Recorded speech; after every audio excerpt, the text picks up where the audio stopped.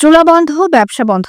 আমিনবাজার যেন এক অবরুদ্ধ জনপদ। ঢাকার সাভারের আমিনবাজারে গ্যাস সংকটের করাল ছায়া কাটছে দিন রাত। টানা ২৫ দিন ধরে গ্যাস নেই পুরো এলাকায়। বেকারি, হোটেল, বাসাবাড়ি সবখানে নেমেছে অচল অবস্থা। তিতাস গ্যাস লাইনের লিকেজ মেরামতের নামে চলেছে দীর্ঘসূত্রিতা। কাজ করছে ঠিকাদারি প্রতিষ্ঠান মেসার্স ভাসানী এন্টারপ্রাইজ, কিন্তু কাজের অগ্রগতি নেই, নেই কোনো সময়সীমা।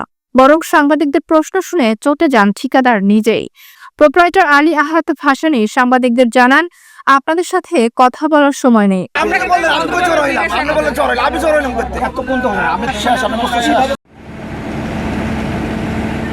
এই অসহযোগিতা ও অজানা নীরবতায় ক্ষুব্ধ এলাকাবাসী। আমরা বুঝতেছি যে এরা এই কাজের উপযুক্তই না, কারণ এটা ভালো লোক হয়তো কোরিয়ান চায়না কোম্পানির ইয়াদের দিলে 2-3 দিন এই কাজটা উদ্ধার করে বলছে।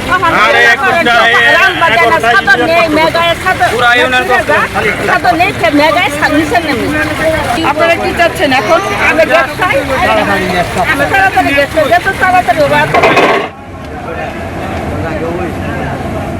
সাধারণ মানুষের এই দুর্ভোগের দায় কে নেবে? কবে আবার জ্বলবে চুলার আগুন? কবে সচল হবে জীবন?